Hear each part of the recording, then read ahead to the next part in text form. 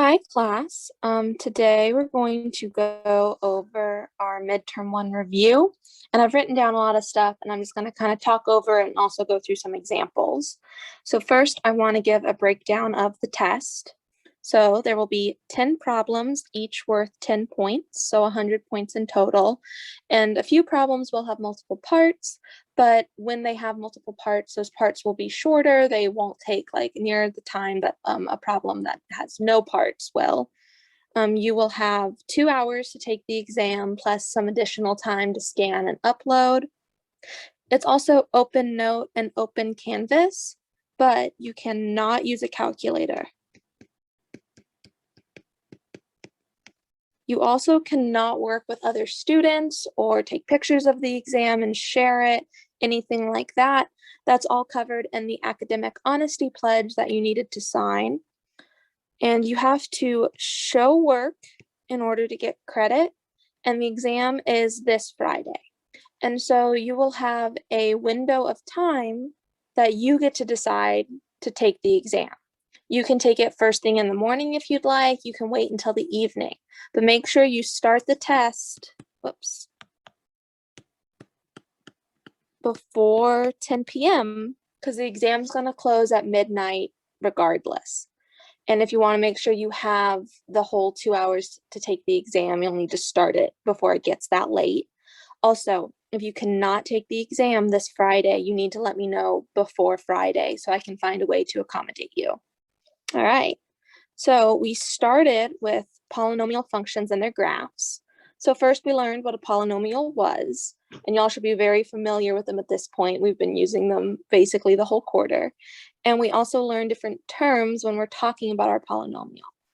I would recommend writing them out in a list instead of drawing arrows and just circling stuff for clarity. This will make sure you don't miss anything. I like to kind of lay it out like this and list them. You can do it in a different order if you'd like. You can do them horizontally, but you need to make sure you have all of these if asked for. And also, when asked about coefficients, when you need to list all of them, if you have something like x cubed plus x minus 2, there's a secret 0x squared here. So you need to remember to list 0 in your list of coefficients.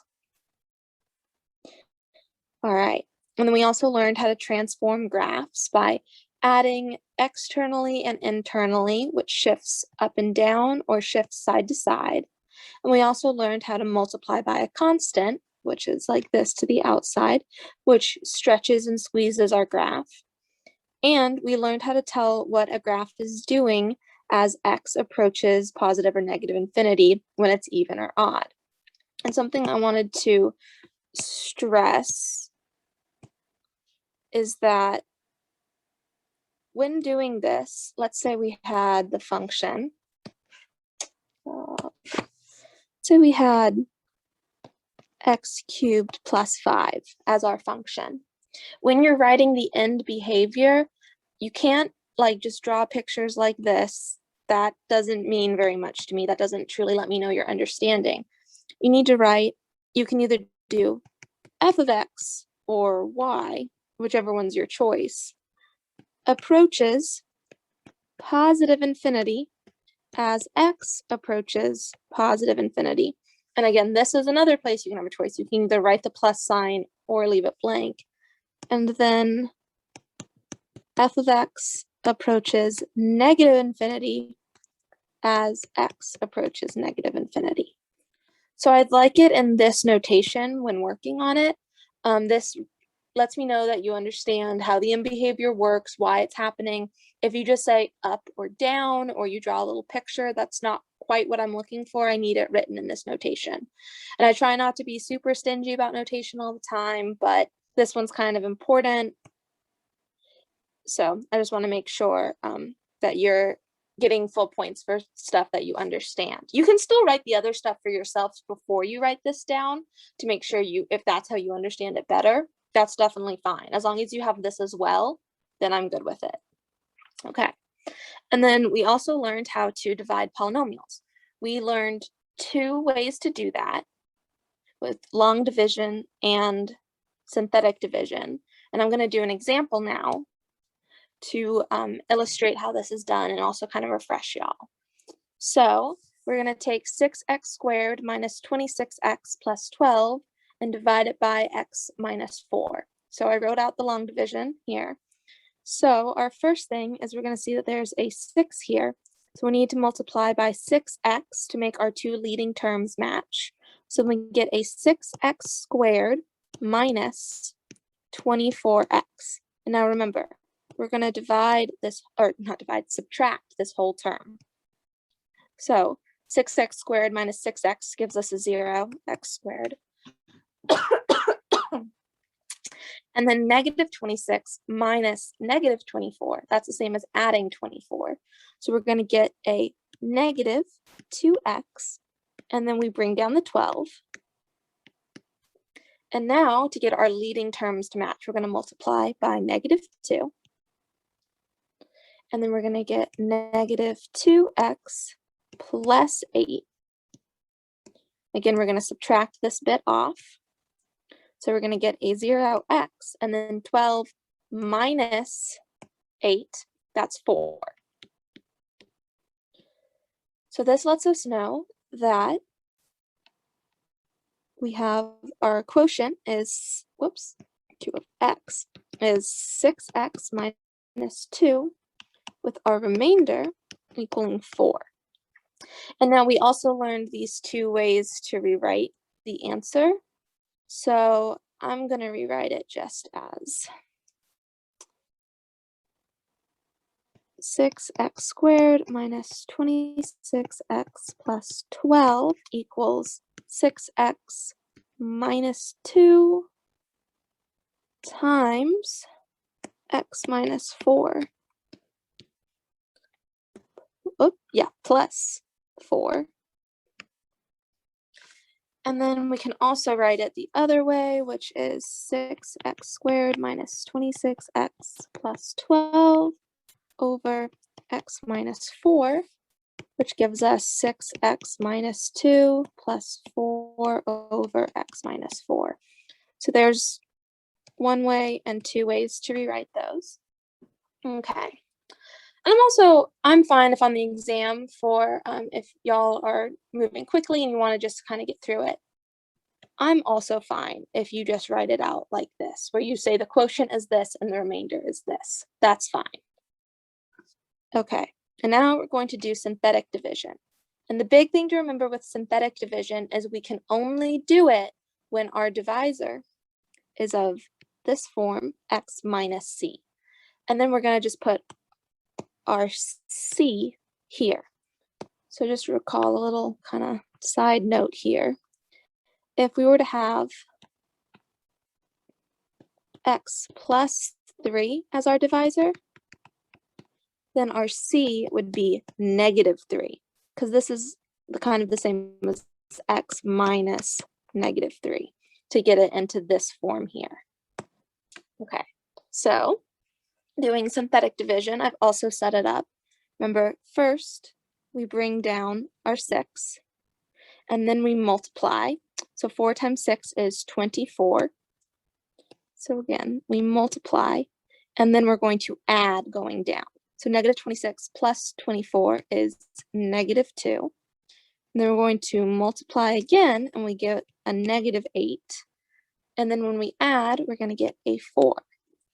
And this matches what we got before, which is what we wanted, because it should match. They do the same process. So we get a 6x minus 2 with a remainder of 4. Okay. We also learned about the remainder and factor theorems, and this kind of is why we're able to factor polynomials. But then the big theorem that we've been working on in this section is this rational zeros theorem. And this will be on your exam. I guarantee it. I promise you this will be on the test. So make sure you know what it is, you know how to use it, you know why it's important. I'm promising you there's a question about the rational zeros theorem. Okay, and so then from that, kind of related to it, is Descartes' rule of signs. So that's when we look at our variations or our change in signs of p of x and p of negative x. And a lot of times y'all on the homework have forgotten about this step, and you've only found the possible positive zeros of our function. You need to also examine p of negative x to determine the negative zeros. And also remember that once you find your changes in sign, they differ by 2. So if we look at an example here, so if we have our function 3x cubed minus 5x squared minus x plus 7, here we have our 2 variations in sign. So that will give us 2 or 0 possible positive zeros.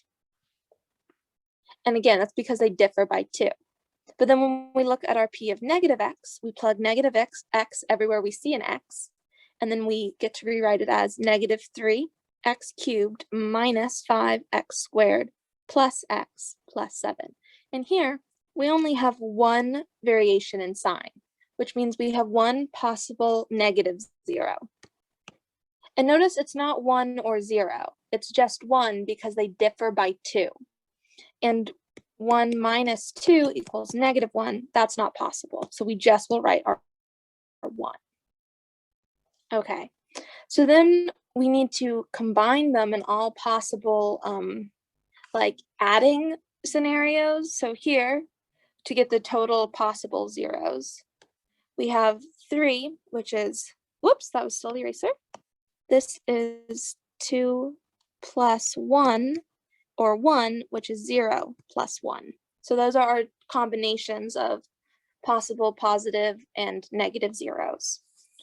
Okay. Also, just a quick note, when you're doing this p of negative x, you can't just multiply the equation above by a negative sign. P of negative x does not equal negative p of x. Or at least in general, you can't just state this. So remember that. Okay, so then we moved on to section 3.5, which was complex zeros and the fundamental theorem of algebra. And remember that the fundamental theorem of algebra says that for a polynomial, let's say we have a polynomial of degree 5, that means there are 5 zeros in the complex numbers up to multiplicity. So, for instance, with our example down here, if we have x minus 3 squared, x plus 5 cubed, x minus I, and x plus I, this means that 3 has multiplicity 2. So what this means is that when we have it in our fully factored form like this, the factor x minus 3 appears twice. Similarly, we have x plus 5 cubed. That means negative 5 appears as a root 3 times. And we also need to remember that our complex zeros come in pairs. So if we have a plus ib, a minus ib is also a 0. And this is because we're working with coefficients in the real numbers, and that's just a property that we get. And that's very helpful when we're figuring out what our zeros are. So, and here, these ones, they appear once, which is why they have multiplicity 1. And when I ask for the full factorization, I want you to include complex zeros if they are there. I know that sometimes if you're looking at an online source or something, they go to just the real zeros and they leave irreducible polynomials alone. I don't want that. I want you to factor with complex roots. That's showing me that you understand what we're doing and that I can see that you've listed out and understand how to see the multiplicity of your zeros. So I'm going to make that as a note. Let me give us some more room.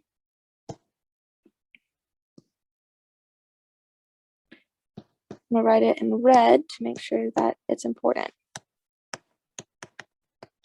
Fully factored means complex, I'm gonna write roots. So if you were to have something like above, I don't want x minus 3 squared, x plus 5 cubed, x squared plus 1. This is not fully factored to me. I want up here, when the complex roots are written as well. Everything should just have an x to the 1.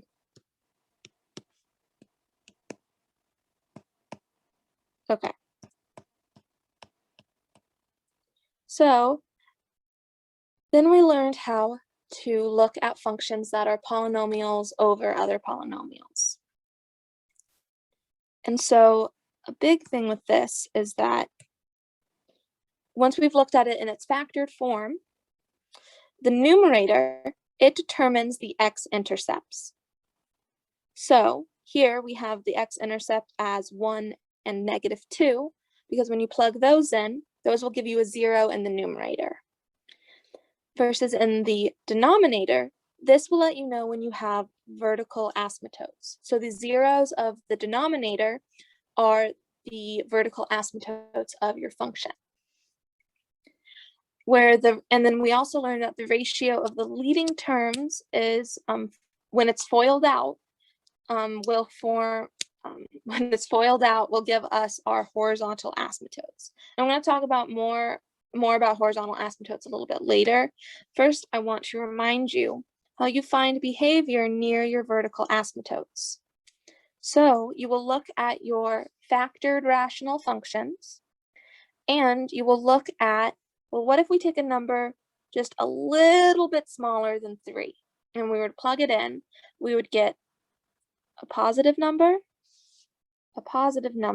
and then something slightly smaller than 3, subtracting 3, will give us a negative number, and then something slightly smaller than 3 plus 5, that's obviously positive. And you find out if it's approaching positive or negative infinity based on the number of negative signs. So here we only have 1, so that lets us know that it's a negative infinity. Versus here, for example, I'm not going to run through everything because y'all should be familiar with how to do this with all of the homeworks you've been doing.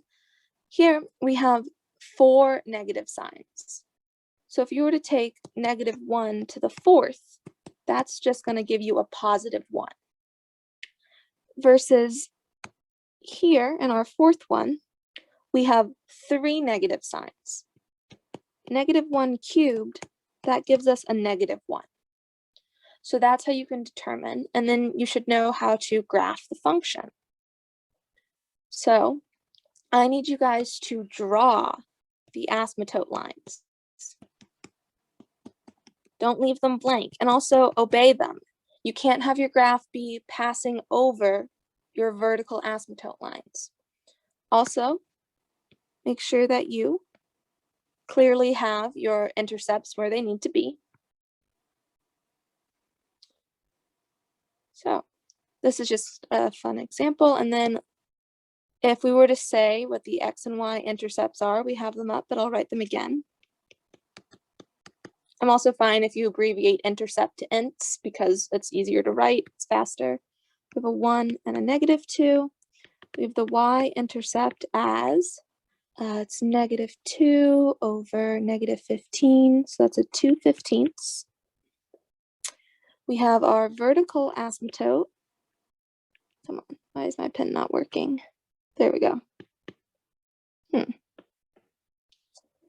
Which is our zeros in our denominator, so 3 and -5. 3 and -5. We have our horizontal asymptote, which is 1, the ratio of our FOILed out form. And now we're going to have the domain.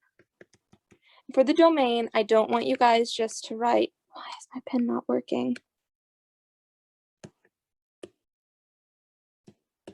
Okay, erase is fine, it just doesn't want to write.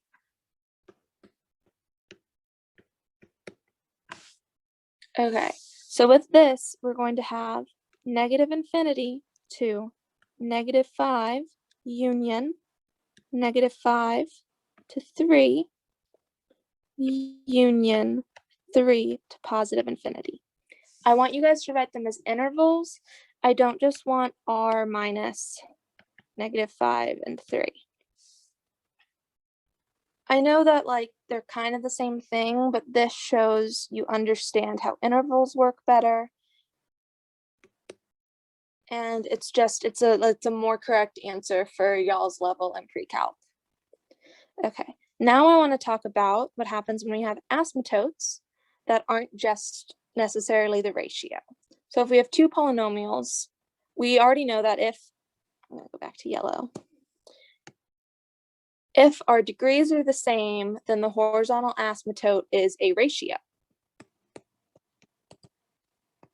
of leading coefficients.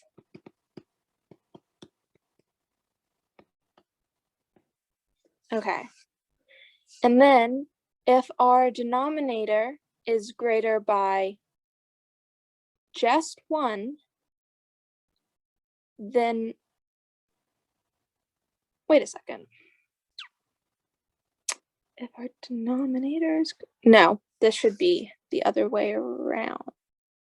Okay, yes, so that's what this means. So if our numerator is bigger than our denominator by just 1, yeah. This would be a to the m plus 1 over b to the m. So yes, if our degree of our numerator is greater than by just 1, then we get a slant asymptote. So let me make that a little bit more clear.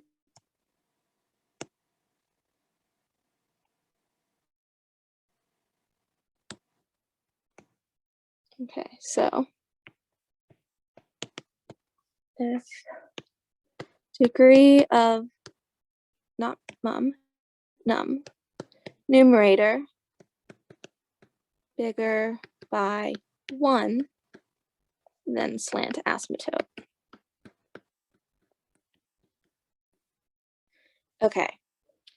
And if the numerator is bigger than m plus 1, so the numerator is like 5 degrees bigger than the denominator, then the end behavior follows a polynomial function. And you find what that polynomial function is by doing long division of the numerator by the denominator. And then the remainder is going to go to 0 and you get whatever the quotient is. So for here, q of x is end behavior when dividing numerator by denominator. Okay. And then one more thing, which we should be able to remember, is that if the denominator's degree is bigger than the numerator's, then our horizontal asymptote is just 0. Okay. We also learned about when there are holes in a graph. So, for example, if we had x plus 3 times x minus 1 over x minus 1, we have a hole here. We can cross it out, but it means that there's a hole there. And so when you're graphing it, you need to be very clear that there's a hole there. And also, it means that our domain no longer includes where the hole is. That's the whole point of there being a hole. And I see a lot of kids forgetting this part. When you cancel it out, you can't just fully throw it away. You have to acknowledge that you've thrown it away by having this hole. Okay, so now we're going to look at polynomial and rational inequalities. So the absolute first step is you have to move everything to one side. Something I see a lot is, I'll come back up to it in a second. Let's say we have x squared plus 3, 3x plus 2 over x squared minus 1, something like that. Then, and it's let's just say 1. You can't just multiply this over. That does not work. Now, first, you need to subtract 1 from both sides.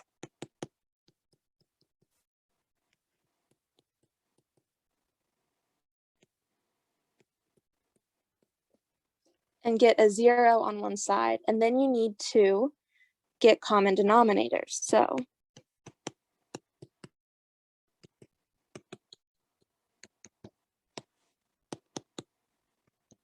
what we did here in this step is we multiplied -1 by x squared minus 1 over x squared minus 1.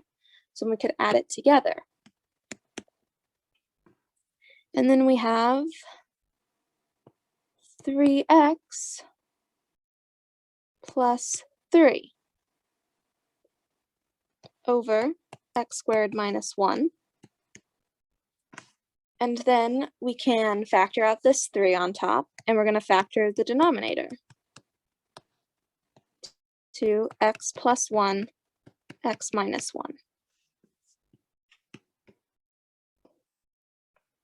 And then we can cancel.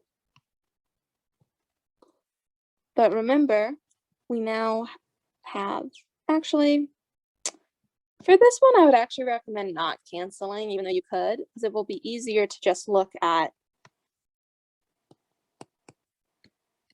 our little table that we do with this. And then if we were to plug in something smaller than -1, like -2, we would get a negative over a negative times a negative. And that will give us, because it's 3 negatives, a negative sign. And if we were to plug in, let's say 0, we would get a positive over a positive over a negative, which then gives us a negative as well. And then if we were to plug in something bigger than 1, we would get a positive, and a positive. Which it would be the same had you canceled, but this way we already know we don't lose that we have an asymptote here. Asymptote. There we go. So we have asymptotes in both spots. So that means because we have this equal to, then they will not equal here. But since we're looking for when it's less than or equal to 0, that means what we're looking for is our negatives, because those are less than 0. So we will write negative infinity to -1, soft bracket, union, -1 to 1. And had we crossed out this, we may have forgotten to remember that this is an asymptote, and we might have written hard brackets around here, or just made it, we would have forgotten to exclude our -1. So you could have crossed it out and just really remembered that you can't include -1 in your domain, or you can leave it in and just use your little table. Either one's your choice. So I wanted to give another example of a rational inequality, because I saw a lot of people just multiplying the denominator over, which you cannot do. Be very, very clear on that. So this will be our answer. Okay, so yeah, remember, move everything to one side. It's very important. And then you factor, and then you find the intervals based on our cut points, which that was the little table I did. And then we test them, and then we solve and we check for endpoints. And so the reason we did not include our endpoints, even though we were looking at a less than or equal to, is because those are both asymptotes, so you never reach them. But you also need to check endpoints depending on if you're doing a strict inequality or the equality included. There will definitely be a inequality problem on the midterm. So that was running through kind of everything we did this quarter. Good luck on the midterm. I would recommend, this is test taking strategy all of the time. I'm going to just make a little note at the bottom.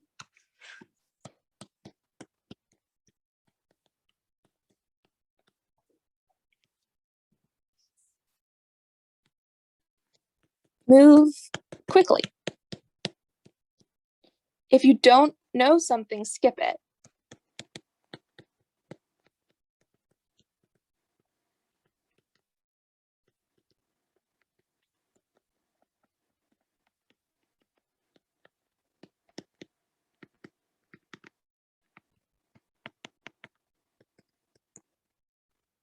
Because if you spend too much time working on like maybe the second problem that you got a little stuck on, you might know how to do the last problem, but if you run out of time and don't get to it, then you're getting burned twice because you're not getting the second problem and you're not getting the last one. So go through the test and just do them as quickly as possible. Do the ones you know how to do first. The test is ordered chronologically, but you might really understand inequalities, and that's going to probably be the last problem. So just flip to it and do that one first. If you never understood Descartes' rule of sign, save that one for last. Do something like that. It's the tests at Cal Poly, especially in the math department, they tend to feel long. And it's because a lot of people want to do them in order, because we've learned throughout high school that it's helpful to do that because, oh, it might come back in a later problem. It's probably not going to help you to sit on a problem you don't know how to do when there's problems you very likely do. So that's my recommendation for the exam. I know some people, they really like to go in order, and I highly recommend that. Just do what you know first and then work through the stuff you don't know how to do or you're a little less familiar with at the end of the exam, just so you utilize your time the wisest. All right, so that's my review video. Good luck on the exam, and please reach out if you have any questions beforehand.